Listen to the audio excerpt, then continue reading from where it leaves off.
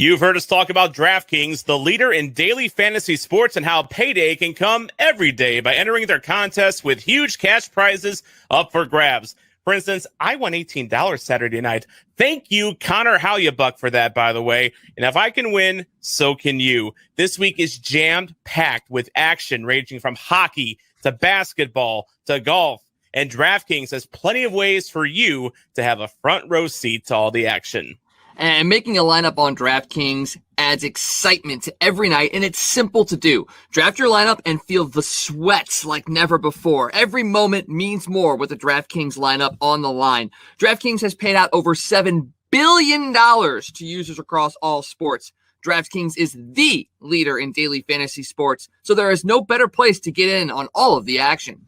So now that you know how to play and you know that even idiots like me can win, download the DraftKings app and sign up using code THPN. New users will get a free entry and an extra bonus with their first deposit. That's code THPN to get a free entry and extra bonus with your first deposit. Only at DraftKings. Minimum $5 deposit required. Eligibility restrictions apply. See DraftKings.com for details. I was walking through the halls of a Minnesota rink when along came a Wild fan who started talking smack to me. He said, I bet you never liked the Blues until they won a cup. And so I calmly turned to him and said, hey man, listen up. I admit it's pretty great to win Lord Stanley's prize, but listen, I've been waiting for this moment my whole life. Yes, sir, I'm a Blues fan. Yes, sir, I'm a Blues fan. Heartbreak's all I knew, man. That team from old St. Lou, man. Got a cup in here, 52, man. Give me a Let's Go Blues.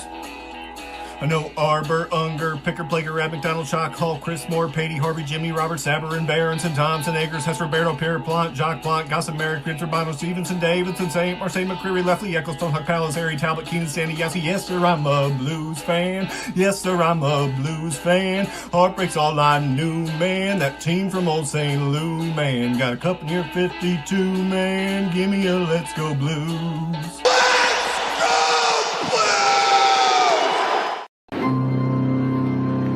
And now, the starting lineup for your Bluenotes podcast. Tom Franklin and the man called Wags. And BluesFanReacts. Hello and welcome to Bluenotes, located on the best city on the Mississippi. We've got that Stanley Cup power, too sweet to be sour. And if you're still clueless, we are talking about St. Louis, also the best in the Midwest. Forgot about that. I'm Tom Franklin, and this is your home for St. Louis Blues coverage on the Hockey Podcast Network. Not joined by Wags this week. He is out there slinging chicken to the masses in St. Charles County right now. But we do have our comrade from Utah, the man called Mason. You probably know him as BluesFanReacts. How's it going, bud? Not too bad. Not too bad. After a road trip like that, you can't be too upset. You really can't, although leave it to Blues fans to still be upset about it and think the sky is falling. I mean, that's just what we do. I mean, pessimism is just part of our nature, Mason. Yeah, I know. I saw the Trade Huso train going through Twitter, but that happens after every loss. Even if he's not in net, we still get that train. So I mean, what can you do? Some people just can't be reasoned with. If you're a Blues goaltender not named Jordan Binnington, I don't think you could ever truly be beloved in St. Louis. I really think there is a hex on the goaltending position for the St. Louis Blues. So it'll be interesting this offseason if Binnington walks. But let's not talk about that right now. Let's talk about happier things like our Colton Ellis interview this Monday, if I could speak English. We talked to him on Monday and kind of got some insight into his developments in the QMJHL. Had some incredible numbers in the Q, which is a very high-scoring, high-tempo league. And we wanted to kind of figure out, okay, what exactly do the Blues have here? And, well, if you haven't watched that episode yet, here's just a little taste. Do you get nervous? I think that's a pretty fair question. I think for me, when I'm playing my best, I'm just having fun in there and letting the game come to me. So I think once I get settled in the game and once the game starts, like I'm pretty calm, cool, and collected. When it comes to locker room pranks, because there's one thing I know about junior hockey is that it's full of locker room pranks. Has anyone pulled a good one on you? I don't think so. I've been trying to get some guys this year. Like the other day, last night, we had a basketball game at the rink, just the boys, and me and one of the other guys, we convinced him that we're all wearing suits to the basketball game.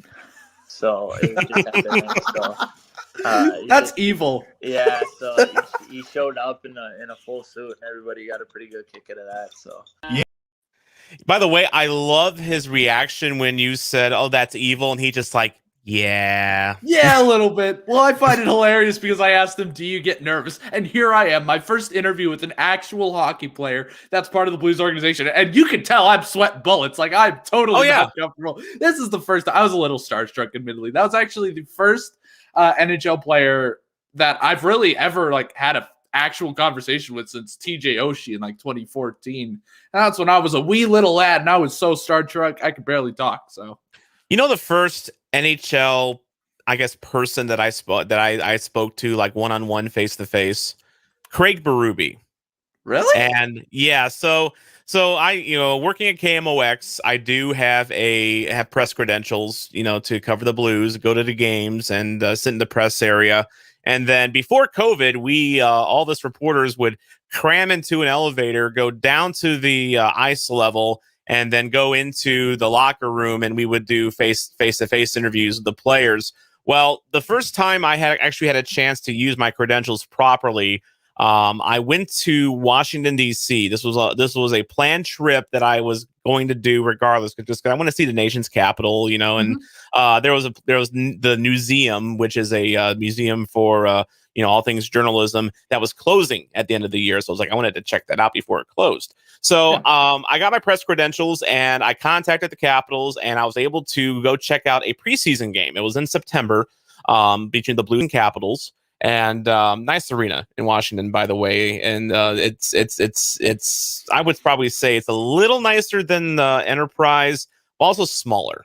It's a different atmosphere. So we watched the game. I think the Capitals won. It was an exhibition game, but who cares? That's why I don't even remember the result. Is that the one where Evan Fitzpatrick was in goal and led in the last second goal by Nicholas Backstrom? That was Fitzpatrick. Yes. I was gonna say, I was like, oh, that is a whole new level. That was the most pain I felt watching a preseason game. Oh my god. I can't believe you. I can't believe you remember that. Yeah, this was September 2018. And wow, small world. Poor Evan Fitzpatrick, who probably at one point was considered to be a next one, like Colton Ellis. I think his star's kind of fallen a little bit. Evan Fitzpatrick, if you want to come on the show and rebuke that, please let us know. So anyway, after the game, we go down to the Blues locker room, and it's just me and Jim Thomas from the St. Louis Post-Dispatch. And then there's a couple other reporters, I think, just from the NHL.com level that were down there. The first person they bring into the locker room is Craig Berube. And let me tell you something about Craig Berube. Nice guy. He's actually he's kind of a big softy. But if you don't really fully comprehend that before you stand face to face with him and holding a mic in front of him, and he's staring at you with those that stone face of granite and just those eyes that penetrate your soul, you want to talk sweating bullets, going one-on-one with Berube for the first time. Little frightening. Binnington was the second one, actually, and he was cool. He's always cool as a cucumber, and he was actually. I remember I asked him, I actually asked him about that Fitzpatrick goal, and I said, "Hey, did you have a chance to give Evan some advice or any sort of consolation afterwards?" And he first defended Fitzpatrick by saying, "Oh, well, it wasn't totally his fault. These things kind of happen, and you just got to move on from him." And he said that was basically what he told him. So just nice little cool insight into that. But I can't wait. Both of us have Jim Thomas stories. He roasted me on Twitter the other day. If you remember that, that was that was an adventure. I don't remember that. Explain. He did. Explain. No, so it was when Ivan Barbashev was finally placed on injured reserve, and a bunch like Colton Bragg was put on injured reserve. Like a bunch of players got put on there on the same day, and I was like, okay, a bunch of people are going on the same day. I quote tweeted his tweet, and I said, "Is Doug Armstrong about to make a move?" And then he responded with, "Yeah, to get Tarasenko back on the roster." And I'm like, "Oh, okay. Well, that proves how much I overthink everything." So yes, I've been roasted by Jim Thomas. He shared an elevator with Jim Thomas. We both have Jim Thomas stories. Let me explain something about Jim Thomas, because I've had the fortune of chatting with him a few times. Up in press row. That's his sense of humor. He's got a very dry sense of humor. And he's another guy that you kind of look at and you think, oh God, this guy's probably a prick. But he's actually one of the nicest guys in St. Louis media that you'll run into. So he was probably just fucking with you. Oh, I know. No, I know. Yeah. I am the same way. I have the exact same sense of humor. So we've had him on Blue Notes. We had him sometime, I think it was before the season last year, and he was just a super, super, super guy. He had just gotten out of the Edmonton bubble, and that whole experience is worth checking out, by the way. We have gotten completely away from the Colton Ellis interview, by the way. So, it happens. It happens. Whatever. It's the middle of the week. We really don't have a format for these middle of the week episodes. So let's just let our hair down, have some fun. Oh wait, I don't have hair. Colton Ellis interview. It was season 2, episode 27. You can find that wherever you get your podcasts from, or on Facebook in the Justin Falk Stan Club, or on YouTube. We are on YouTube there as well. Welcome if you are watching in any one of those outlets. Leave a comment for us, and we'll be glad to chat with you. Unless you're watching. Hi, Mason's mom and dad. Hello.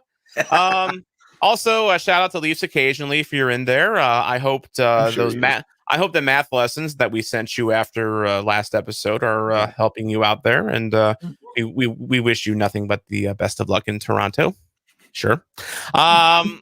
Speaking of contributors to the show, we told you Luke Widman would be back today. Unfortunately, he's not able to do his recap wrap today. Yeah, life gets in the way of our fun sometimes, and unfortunately, he's kind of in the same boat I am. Like, I'm doing a lot of baseball public address this season. He's a coach in Minnesota of a college team, so he's been here, there, and everywhere. Really in the past couple of weeks, but he will be back. You, yes, we miss you, Luke. Teriyaki fingers. We will be back on Sunday for a live stream, and he will be back as well. I assure you of that. So, one guy that we do have this week is Guy, the Hawaii Blues fan. We will have a fresh Aloha commentary for you today, and it is about that Blues road trip out west. So let's go ahead and take care of that. And actually, for simplicity's sake, first things first, shout out to King Angus up in Quebec. What's going on, buddy? I remember, I think my first interaction with you was completely roasting you over something on Twitter, and he actually lives in Alberta, believe it or not. He doesn't even live near, he lives closer to Edmonton.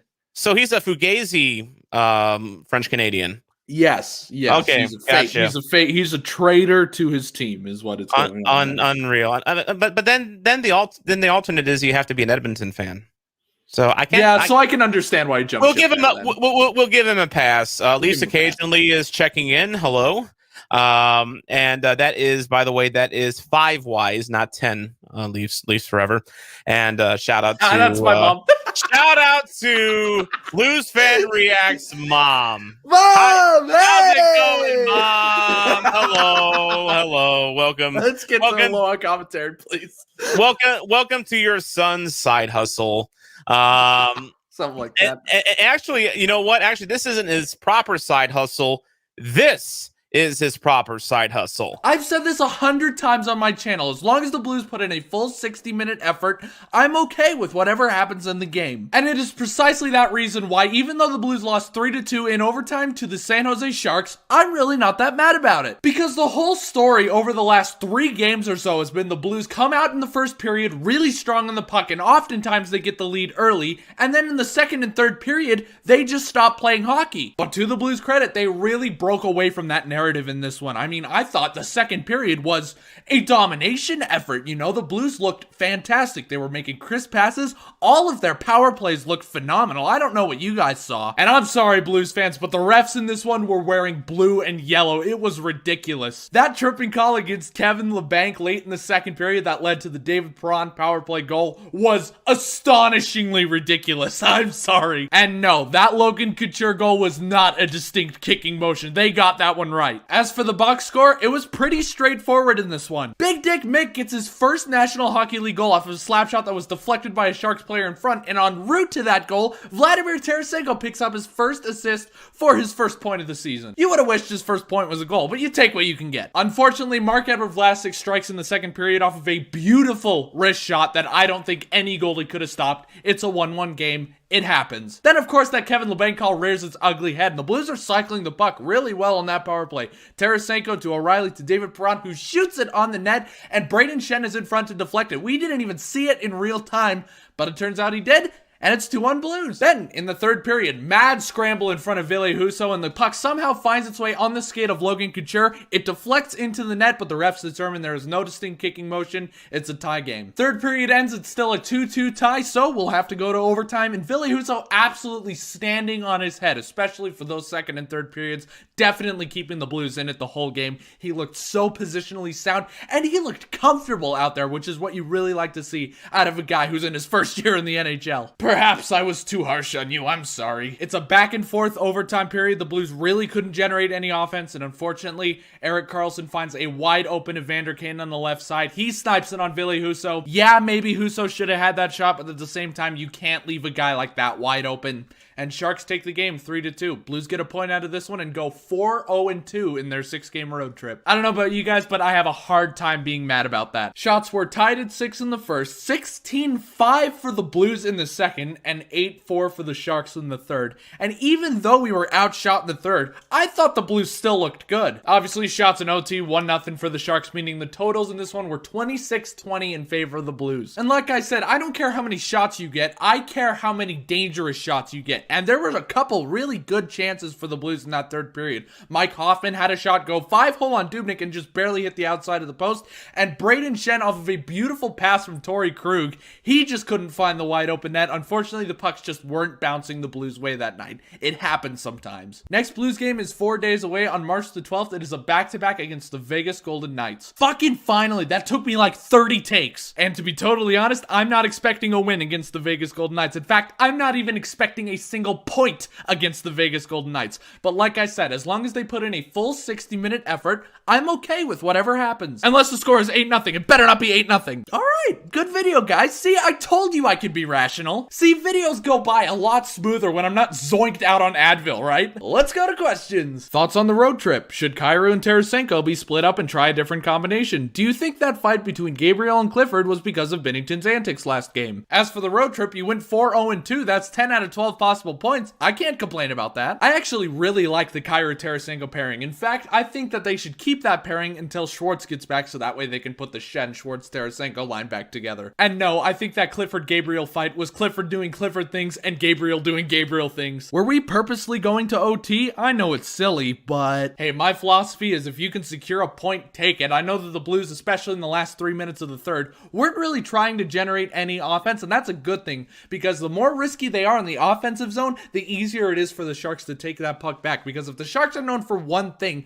it's offensive turnovers, taking advantage of them, and going the other way and scoring. We saw it happen 7 times in the previous game that these two teams met. I don't want to see it again. Were you a better ref? If I was a better referee, I wouldn't be sitting here screaming in front of a camera about how bad NHL officiating is. I would be contributing to the bad NHL officiating. And you got to keep in mind, when you're watching a game on the TV, it's really easy to pick on every little thing that you see because you can see everything. The cameras do a really good job of that. But when you're an NHL official, you're focusing on so many things at once and you only have a limited field of view. So yeah, of course you're going to miss things. Not all penalties are created equal. Most of the time it's a judgment call by the referee. And when you're focusing on a million different things at once, yeah, you're going to get some things wrong. And like I said, I'm a former USA hockey official, okay? So oftentimes I will give referees the benefit of the doubt. But at the same time, you're not paid millions of dollars to get the call wrong. So that is going to be it for this one. Thank you guys so much for watching. Make sure you hit that subscribe button so you never miss another aneurysm. And I will see you guys in the next video. Let's go Blues! And you know what? First of all, I wanted to play that, number one, just to highlight the fact that that is what you do after every single game. If you're watching or listening, please give BluesFanReacts a follow on YouTube. But I feel that doesn't represent you in your usual way because, as you said, you weren't zoinked out on Advil. So you didn't have your usual performance, I guess, de-enhancers or enhancers? No, because the previous video I did was literally, my back was killing me that day and I took an Advil and I was so beyond tired. The beginning of the video against LA was just fine and it went by pretty smoothly. And then I just kept screwing up basic sentences because what a lot of people don't realize about me making videos, I'm super camera shy. It's ridiculous. So often, really? Yeah, I am. It's a miracle. Don't let me, I'm just trying because, okay, the reason why I'm pretty okay at live streams is because I'm having a conversation with you. So I'm not thinking about, oh, there's people watching. I'm thinking, look, here's Tom. Let's have a conversation. Yep. But when it comes to making videos, I'm talking in front of a camera. It's silent. Nobody's talking back. I look like a crazy person. I think of myself I'm talking to a camera and nobody's watching. I'm a crazy person, aren't I? And so it takes me a lot of time. Oftentimes it takes me about 10 to 15 tries. So every single time you see a jump cut, just know that the previous sentence took me 15 or 20 tries. Once that video started progressing, it was starting to take me 30, 40, 50, and it was going so slow. And I just you know what? Screw it. We're going. I literally in the middle of it, I said, I screwed up this sentence. I was so frustrated. I said, you know what? We're just going to go to questions right now because I'm sick of this. And then, when I'm not an ad, once again, that video that you just showed, my back was okay that day. And so I could just talk and it would take the normal 10, 15 tries. But I mean, I did it okay. And I happen to think that I do it pretty quickly. I'm a pretty quick editor and I'm pretty quick when it comes to actually recording the video because I'm a little bit of a perfectionist, just a little bit when it comes to making content. I don't like making content that I hate. Sure. So that was just funny because I hate watching my own videos. I hate it. I hate the sound of my own voice. I totally get it, and I'm as much of a perfectionist as you are. I mean, I probably do way too much pre-work to get these episodes done. I mean, I've got to edit Luke's videos, I got to edit Guy's videos, I've got to edit the intro video, and I'm pretty good at it. I did not know how to do anything on Adobe Premiere until before last year, really. Mm-hmm. So this was all self-learning, self-taught, that kind of a thing. And you want to know why I got into radio, Mason?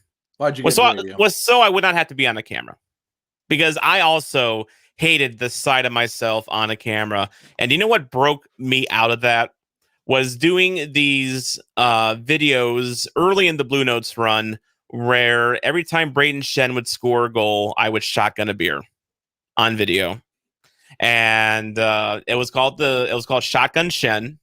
Mm-hmm. And we discontinued it because it was a direct ripoff of the Canucks Shotgun Jake. Whenever Jake Virtanen would score a goal, all the Canucks fans would record a video of them shotgunning a beer. Well, guess what? I borrowed it for St. Louis, but it was a completely unoriginal idea. So, and Canucks fans, they are some of the bitchiest fans in the NHL. So it's you know what? I don't want them coming to St. Louis and flipping over and burning my car, because that's how they react to, things that make them upset. So that's true. Yeah. 2011. People don't forget. But some advice from our listeners, Mason, take a breath, slow down. Your mom's watching. Mom doesn't like me swearing, so I'm not going to swear in this video just for her. Oh, really? So Just for- no more Mick Dicks. No more Big Dick Mick. No more Big Dick Mick. Okay, that's right. You hear that, Mason's mom? No more Big Dick Mick. That's right. Okay? No more of that. All right, we're done with Big Dick Mick. No more Big Dick Mick mentions during this episode. No more Yes. Big Dick Mick. It's verboten. Hashtag Big Dick Mick. By the way, King Angus saying that was too nice of a video. He likes screamy Blues fan reacts more. No. I don't like making screamy videos. Sure, it feels good to like scream in front of a camera because you're frustrated. They're not fun videos to make. People have the assumption that, oh, those must be real fun to make because you get to yell. No, I hate yelling. I hate yelling about this team. The secret is, do them, as my hat is completely messed up, do them when every now and then.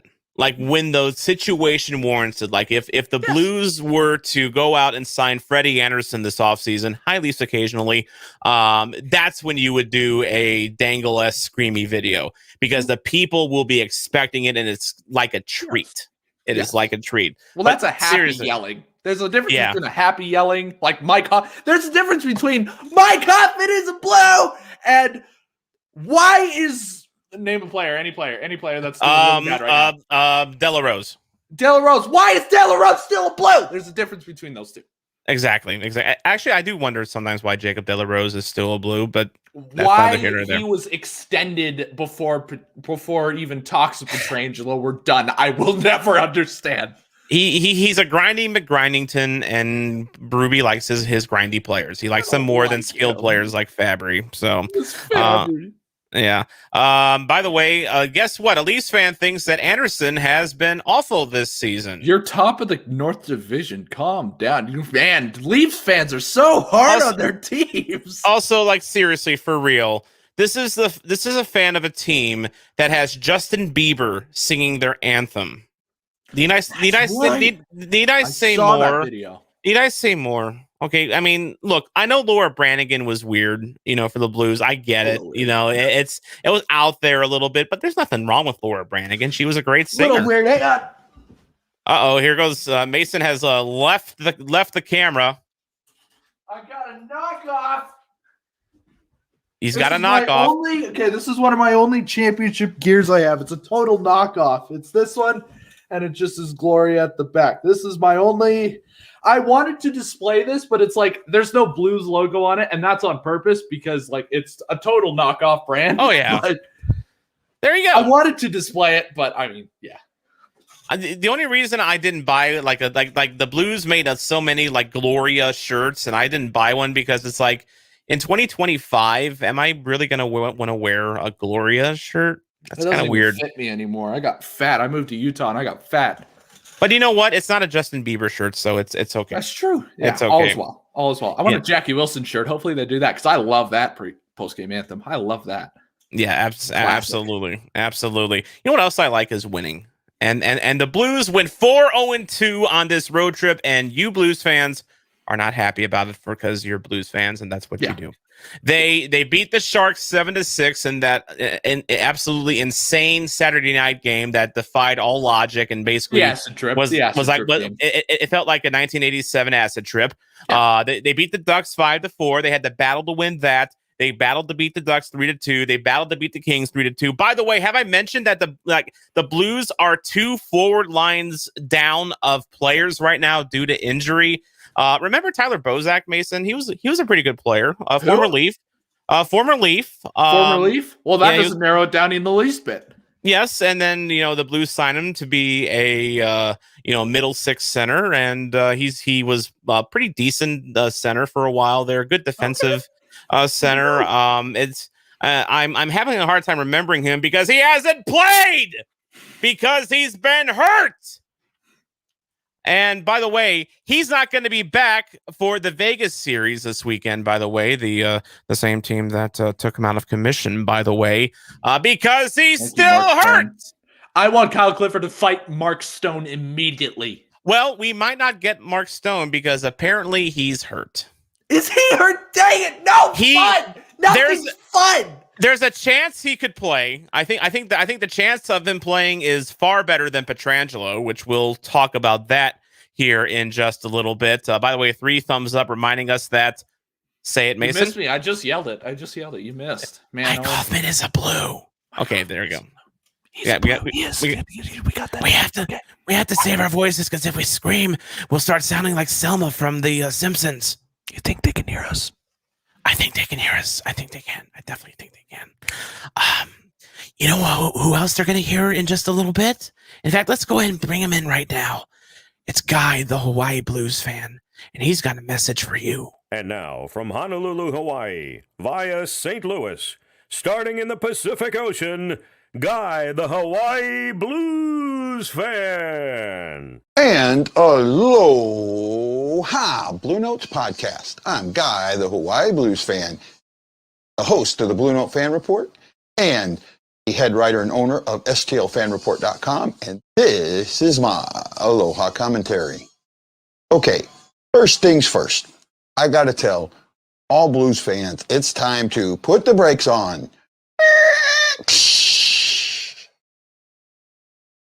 Blues fans are going absolutely bonkers over the fact that we lost the Sharks and to the Kings in back-to-back games. We didn't lose per se. We didn't lose in regulation. The Blues just finished a 6-game road trip. 6-game road trip. Possible 12 points. They got 10. 10 out of 12 points. 83%. Guys, that's good numbers. That's good numbers. So I'm kind of thinking a little Pat Benatar right now. Yeah, that's right. I got Pat Benatar on my mind. Surrender all your dreams to me tonight. True in the end. We're running with the shadows of the night. Surrender all your dreams to me tonight. Take your hand, and they'll come true in the end. Yeah, I'm killing that, right? Not even coming close to getting that down. But that's what I'm thinking. It'll be all right. It will be all right. That's it. The Blues are not in a bad spot. Now, I know all season long I've been saying, look at points percentage, and you're absolutely right. In points percentage, they're in 4th. But best thing to look at is while I'm recording this on Wednesday, tonight, Knights taking on the Wild. The Wild just beat the Knights on Monday, 1-0. The Wild could beat them again and close that gap that we have with them. We'll still be within that 4-point window. And if we can get those points, we can get 3 to 4 points against the Knights, which I think we can, because they're starting to be depleted a little bit. Alex Pietrangelo is not showing up. They have a couple other small injuries. This is a beatable team, and the Blues have confidence right now. Keyword, confidence. Remember that. No more doom and gloom. It's confidence. You have to look at it that way. 83% on a 6-game road trip. 2 games at home. Another road trip. You play the Sharks. You play the Knights. Or not the Knights. You play the Sharks. You play the Ducks again. We have opportunity to push through a lot of this stuff that everyone's worried about. I'm seeing good things on the ice. Playing better. Yeah, there's still some negatives, and guys quick to point that out. But that's not where we need to be looking at. What we need to be looking at right now is we had a road trip. We needed all these points. We got them. I heard Bozak skating. There's a chance he could come back. That's the things that we need to look at. We're going to start getting hurt guys back very soon. Thomas should be back before the end of March. Barbashev, middle of March. That's right where we need these guys. Look at it that way. We have guys that are stepping up. We have guys that are coming back. We have Tarasenko, who is back in the lineup. He hasn't scored yet, but it's coming. Boy, is it coming. And I've said this so many times. I'll keep saying it till I'm blue in the face. Vladimir Tarasenko has some of the best vision in the NHL. And he proved it again against the Sharks. The first goal that Mikkola ever scores is assisted by Tarasenko because Tarasenko had vision. He understood what was going on in the play. He saw where Mikkola was. He had two Sharks around him. He saw that the path was clear, and he got that puck right up the boards to Mikkola, was able to have a clear shot on net. Some traffic in front, but he was able to see the net, and he got a beautiful goal in there. That is what's going to help the Blues this year. Hank and his vision. Absolutely love it. Hey, Blue Notes, man, I got to tell you, I like your new thing. I liked your interview with Colton Ellis. You guys asked some great questions. And having Mason as part of your team, glad I was able to introduce you guys. And I got to plug this just a little bit. And this isn't for me. This is for every veteran in St. Louis that's disabled. Please check out my story and interview on the St. Louis Blues Hockey Warriors. This is a program that is for wounded vets or disabled vets like me. They can go out and play hockey for almost nothing. And those guys this weekend are going to Dallas, taking 3 teams to Dallas for a tournament against other wounded warriors to the St. Louis Blues Warriors. My teammates, yes, I'm a member. I wish you the best of luck. You guys have good time down there and show vets that it'll be all right. I wrote an article. It's on the St. Louis Fan Report. I put an interview with two of the officers of the board of directors from the Blues Warriors. It's on the Blue Note Fan Report on YouTube. Please check it out. Tom, Wags, and Mason. This guy, the Hawaii Blues fan, saying aloha, mahalo. You gotta know, I'm bleeding blue with you, and I can't wait to see you on the next Blue Notes podcast and the Blue Note Fan Report. I'm bleeding blue with you. Aloha.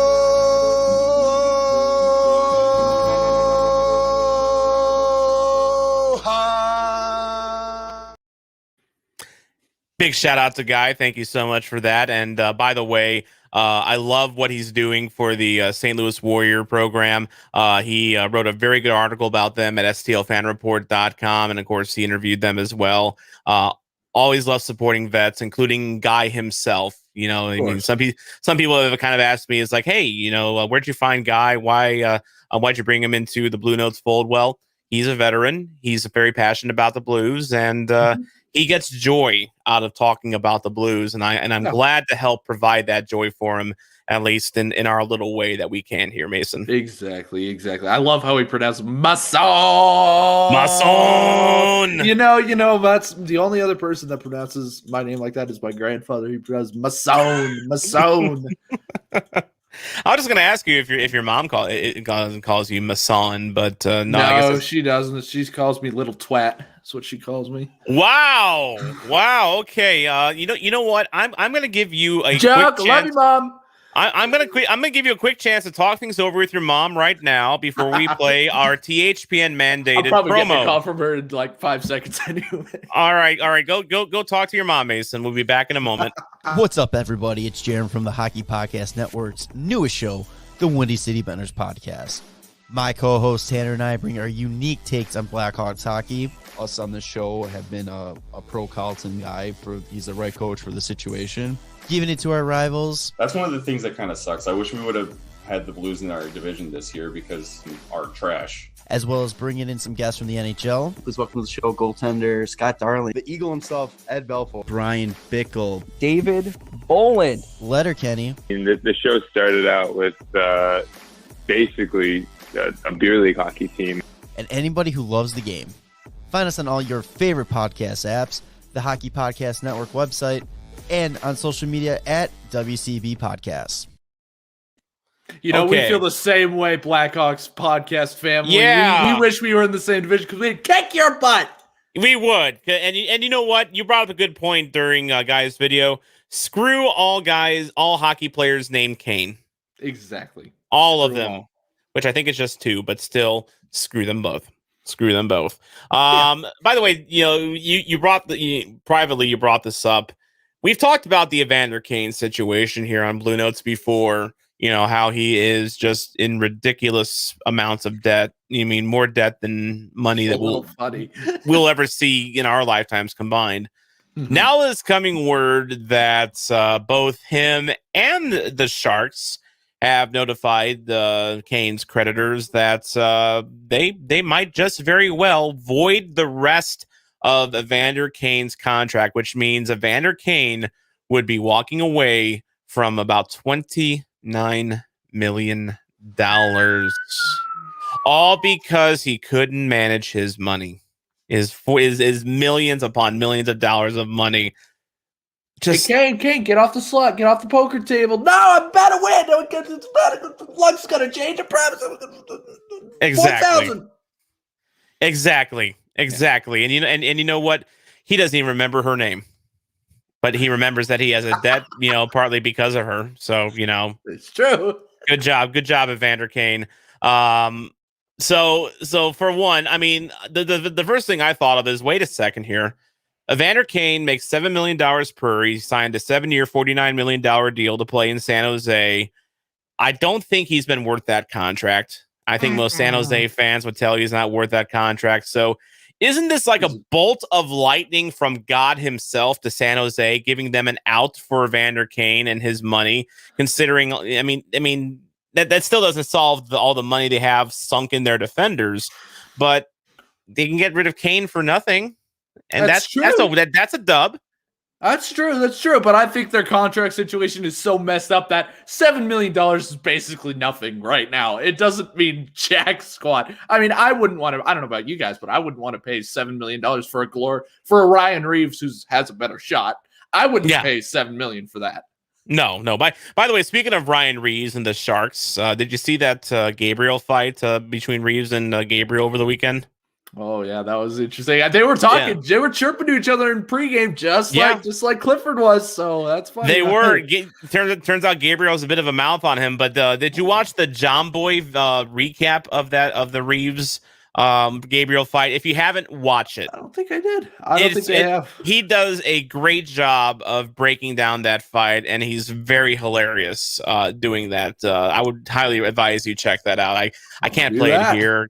I can't play it here because we don't have permission to do that. So, you know, you gave me permission to play your video. So, you know, but we don't have that. Well, my video's not copyrighted and it sucks. So, like, I have no bargaining power here. You weren't high on Advil this time. So, It's you know, true. so, you know, you're so it was a sober suck. It was a sober suck rather than a I was zonked out suck. Gotcha. So it's hooray, still suck, sobriety. Woo! Hooray. Especially when you're a Blues fan. Alex Pietrangelo.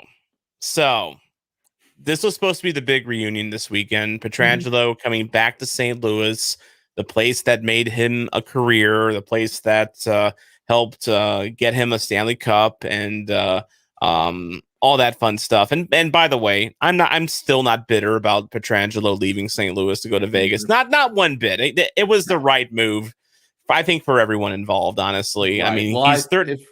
If I was in his shoes and knowing how Doug Armstrong treated me there, I'm a cornerstone franchise player. Yeah. And I brought you a freaking cup and I've been your leader for the last 4 years. And then you just kind of just stopped talking to me and not even offer me anything. It's worse than the Torrey Krug. It's the worst of the Torrey Krug situation with Boston, because Boston revoked the contract and then Doug Armstrong just didn't even offer him one. So, I mean, right. Yeah, I don't blame him one bit for chasing the bag. Go chase the bag, Alex. Go chase the bag. And he got the bag, and it's a income tax free bag in Vegas. Right. So apparently it's the equivalent of the tax equivalent is like $9.5 million in St. Louis. So it's like, chase that bag, buddy. He ain't getting that here. And by the way, that's a rare situation where you can see it from Petro's perspective, and you can see it from Doug Armstrong's perspective. Yeah. No movement clauses are a cancer in this league. I mean, they basically, as Armstrong, I can't say it better than Armstrong did. They give the player more power than the owner. Mm-hmm. I mean, you can't do anything with those guys. So he was supposed to be back this weekend, and we were all kind of chomping at the bit, looking forward to seeing Pietrangelo again here. And no, he's not going to be in town this weekend. Turns out he blocked a shot Saturday, and he's been gimpy ever since. And the latest from Vegas is that he will be out for the foreseeable future, which includes Friday and Saturday.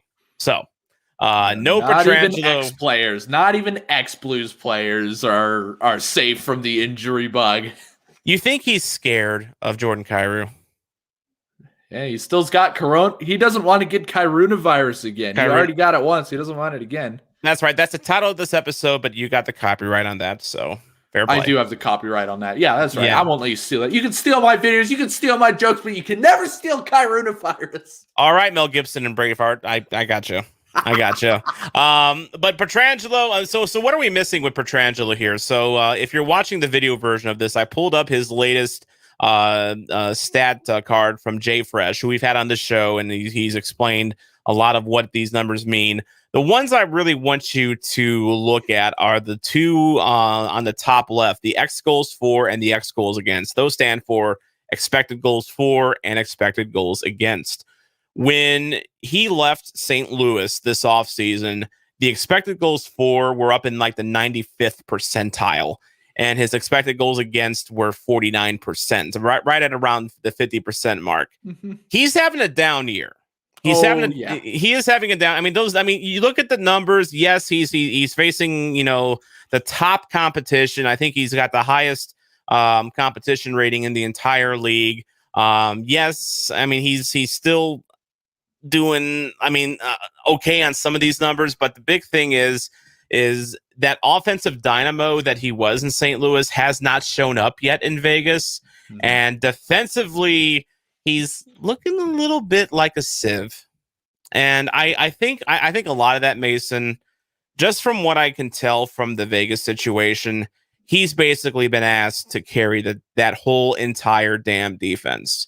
It happened as soon as they put the A on his jersey. It's like they expected way too much out of him.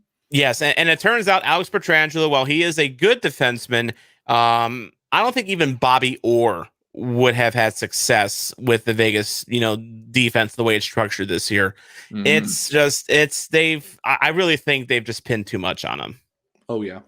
Yeah, and now he's hurt. Now he's gone for a while, so we won't get to see him here in St. Louis. Kind of a bummer. And as we talked about before, Mark Stone, he sounds. I guess if this was the NFL, he'd be considered questionable for this weekend because he's got his own injury to deal with. I guess they haven't said what it is because it's the NHL and they don't openly disclose those. But I think he might be ducking Kyle Clifford or some big ugly from the Blues after what he did to one Tyler Bozak. So It's a shame.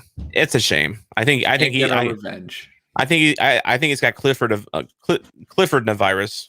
Is that a thing? Kyrou-Navirus doesn't really roll off the tongue as well. That sucked. Forget that. Mason's mom, I'm sorry. I have completely failed your son. Yes. Just there. Yes, he has. Yeah. He has. He's totally failed me. Now I go to the box and feel shame. Yes. Also, I'm not feeling too great about this little bit of news. We got some good news, bad news today on Klim Kostin. We had been talking about him in recent episodes, about him possibly coming over to the States to help with the forward depth issues that the Blues are having. He's kind of starting to take off in the KHL a little bit. He got hurt. Actually, he took a he basically went one-on-one with the sideboards, and the sideboards won.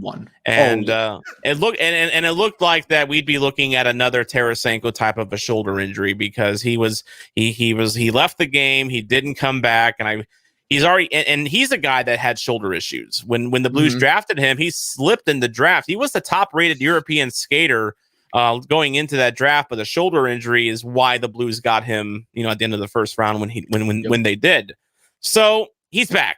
You know why? Because he's Klim Shady and he doesn't give a fuck. That's right. Yeah. So sorry for swearing, Mason's mom. Kostin played 928 in Avantgarde's KHL playoff game today, and he had 5 hits. He's fine. If Klim Shady is out there busting heads, he is fine.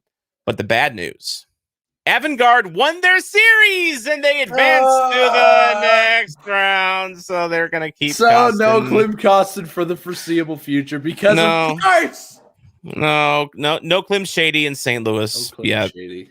I know. I'm so bummed about that. It's funny because once that injury happened, I tweeted not even prospects on the other side of the world are immune from the St. Louis Blues injury bug. Especially shoulder injuries, because that's what's going on with that. Yeah, coming off of Tarasenko. I mean, I guess Russians and shoulder injuries, I guess they go together like vodka and Kahlua. White Russians are my favorite drinks, so that's where that comes from. Fine, but there is some good news, and we're going to end this episode on this good news. So, for fans like me who are in their mid-30s, we grew up watching the NHL on ESPN and ESPN2. They had games on ESPN2. They had like the extreme 90s, graphic style. It was the 90s. You had to be there. And they had the show, like their post game, like their post night wrap up show was called ESPN 2 Night, the number 2 night, because they were totally radical, yo. Oh yeah. And 2005, the NHL moves on to NBC Sportsnet. ESPN had a chance to retain the rights for $60 million per year, but they decided to walk away. They got the NBA, and we've been NHL free, really, for all intents and purposes, on ESPN since 16 years. They kind of treat the NHL like a redheaded stepchild. That's over. It's over. The NHL is coming back to ESPN and ESPN Plus. Both the NHL and ESPN making it official. They also confirmed that the iconic ESPN NHL theme music will be coming back. Love that music. You're a young guy. You didn't grow up with that music. I love that music. I listen to that music when watching like retro old games on YouTube, and I just what? It doesn't even compare to NBCSN music. Doesn't even compare. It's been my ringtone for 2 years. That's how much I love it so much. It is just an absolute banger track. I'd play it here, but again, copyright issues. Seek it out. It is so worth it. So again, remember how I said that ESPN turned down $60 million per year to keep the NHL rights? Well, according to Hockey Night in Canada's Chris Johnston, the NHL still has a second broadcast deal to negotiate and finalize, which includes 3 Stanley Cup finals. So the NHL only is essentially getting half the package here. 7 years television, streaming, and media rights deal. We'll talk about the streaming side of that in just a bit. They have 4 of the 7 Stanley Cup finals on ABC. They'll split the Stanley Cup playoffs with whoever else gets the other packet, the other side of the package, which is still rumored to be NBC. But there might be a Peacock element into that. 25 national regular season games on ABC and ESPN, 75 regular season games exclusively on ESPN Plus and Hulu. And by the way, their out of market streaming package, which is NHL TV, that's going to be folded into ESPN Plus. Which, do you have an ESPN Plus subscription? No, I haven't touched ESPN. Now, there's no hockey. That's why I don't even screw with it. Well, ESPN Plus, as it stands right now, is a really great place if you like Bundesliga soccer, or all sorts of obscure college sports like SIU Edwardsville, the team that I do public address for, their baseball team this season, they broadcast their games on ESPN Plus. Mhm. And they'll have like a baseball game and then they'll broadcast their soccer game. It's really good for collegiate sports, but not a lot else. It's I don't go on ESPN Plus very much. I will now because now that includes NHL effectively what NHL TV is now. So I mean, you're going to get over 1,000 hockey games on ESPN Plus. They have made ESPN Plus great again. Good finally. For them. Good for them. Good for them. I mean, yeah, because like I said, I've never really been a basketball fan until I moved here because we just didn't have a team. Rip Supersonics. But like, you know, I've never really messed with ESPN. I watched a little football growing up, and that's it. And even that wasn't really ESPN. Yeah. But now that there's hockey, like now I'll actually care. Now I'll actually give a shit about ESPN. Absolutely. So Absolutely. there we go. Good for them. Good for them. And going back to the financials on this, according to Hockey Night in Canada's Chris Johnston, it'll ultimately be a lucrative package when combined with the $2.8 billion coming from ESPN. That is ESPN's side of this. Remember, they turned down $60 million per season in 2005. So had they kept the rights for 16 years at $60 million a pop, let me go ahead and do some math and not the Toronto math. That would be $960 million had they decided to keep the NHL rights and they did a long-term deal. Now they're paying $2.8 billion, and the NHL is probably going to get at least that from the other side of their TV package. So they're talking $6 billion. Not bad for coming out of a pandemic, huh? Not at all. Not at all. Well, you see, in the pandemic, the poor people got poorer, the rich people got richer. That's just how it is. Yeah. So, of course, they could afford that. Of course, they could. I mean, I just sit here counting my blessings that I kept my job, you know, during the pandemic with no alterations or anything like that. I mean, does my job drive me nuts sometimes? Absolutely. It's a job. It's supposed to do that. That's how jobs work. But you know what? I stayed employed. Me too. I'm happy for that. And I got to go to an office, you know, and do my job, you know, which made it feel somewhat normal-ish. You know, I don't mind working from home. I have the ability to do that, but you miss the human connection a little bit. Yeah. Even though I'm shy and I generally get, you know, humans tend to wear me out. We're humans. We need other human contact. So we are social creatures. Well, I work in the mall, and I was surprised that the mall closed down for 3 weeks, and that's it. And then I was back on my time, and I'm thankful for that. Yeah. That's not too bad. Yeah, and especially, I mean, in your position, you probably got to, you know, come into contact with a lot of customers as well. Well, I know for a fact I think I'm immune. Really? I know because I've talked to everybody. Okay, so the first time I came in contact with somebody who I know for sure had it was my coworker. He came in, and at that time I was on full time. He was on part time, and he came in to pick up his paycheck, and we talked for like 40, 50 minutes or something like that. And then he left. And then the very next day, he said, "I'm so sick, I can't get out of bed. I got tested, and I'm positive." And I'm like, okay. So I know for a fact that I was in contact with him there. I never had any symptoms. And then actually, I lived with my uncle for a little bit, and he had it. It was confirmed that he had it while I was living there. And he got really sick with it. And we were always in close contact. We didn't know that it was COVID until like he was tested positive for antibodies like way later on.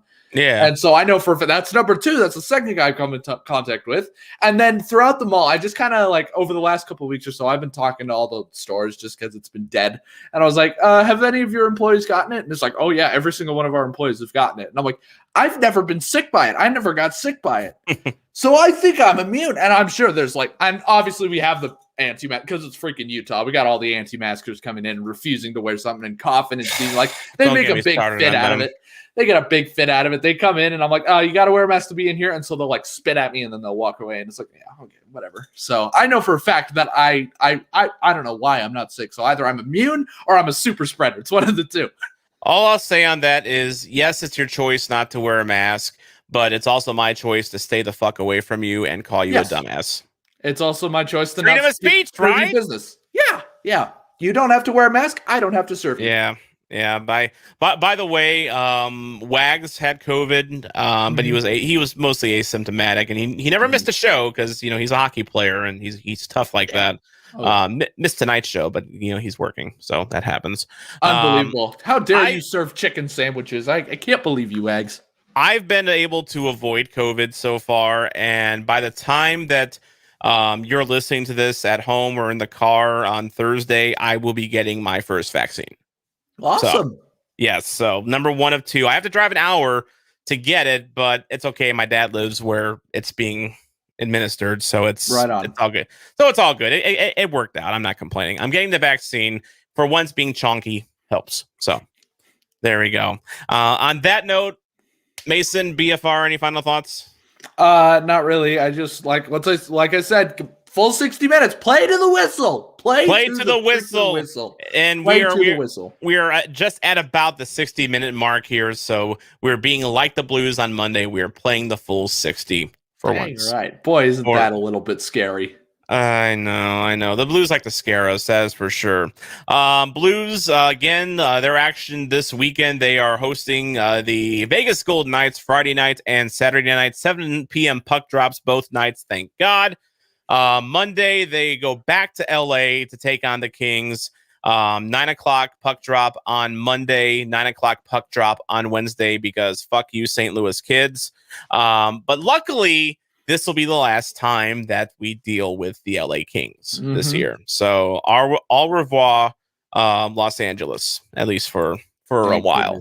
Until the playoffs, when we inevitably play them in the playoffs, because fate is freaking weird like that.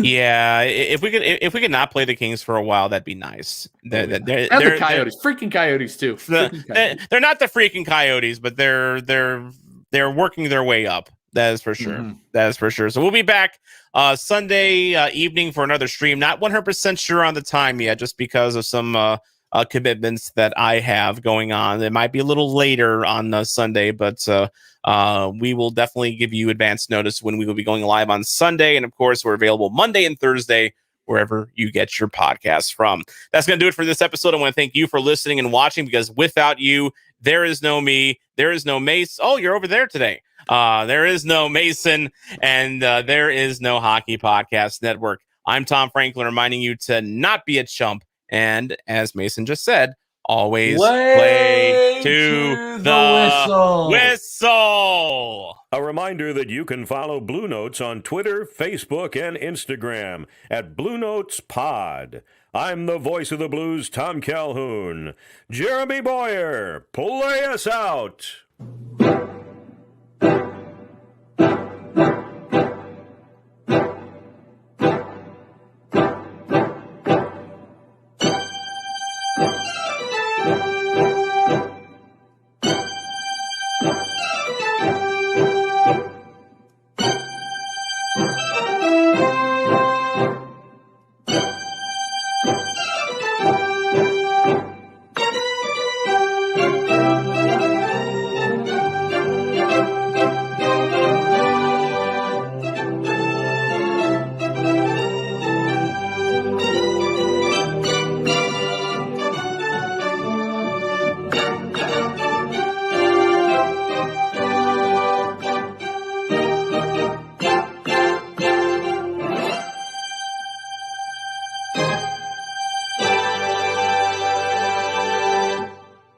You're listening to the Hockey Podcast Network, your home for hockey talk covering every team in the NHL. New episodes every Monday.